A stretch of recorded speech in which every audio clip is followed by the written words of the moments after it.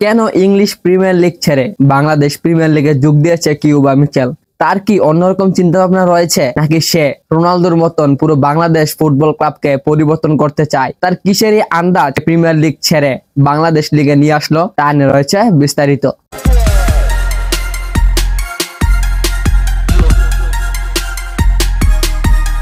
একটি জীবনের ভুল সিদ্ধান্ত যে কতটা কষ্ট দেয় একটি জীবনের মধ্যে, তা হয়তো কিউবা মিচেল বাবা বা কল্পনা করতে ভুলে গেছে। আমরা জানি একটি মানুষ তখনই ভুল করে যতক্ষণ সে মানুষটাকে পাগলা কুত্তা কামড়ায়। তাহলে কিউবা মিচেলকে কি পাগলা কুত্তা কামড়াইছে? আপনাদের মতে হতে পারে এরকমটা কেন বলছে তাকে, তাহলে পাগলা কুত্তা কামড়ান ছাড়া এরকম পাগলামি কেউই করে না।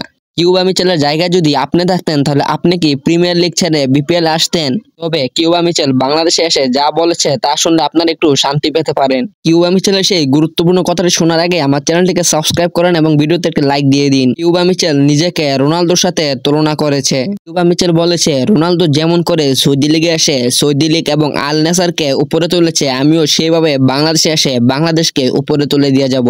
কিউবা মিচেল বসুন্ধরা কিংসের মধ্যে 3 বছরের জন্য ডিল কনফার্ম হয়েছে। আপনাদের মতে প্রশ্ন কি, কিউবা মিচেল কি তার ক্যারিয়ার ছেড়ে দিয়েছে না ধরতে এসেছে? কমেন্টে বলুন।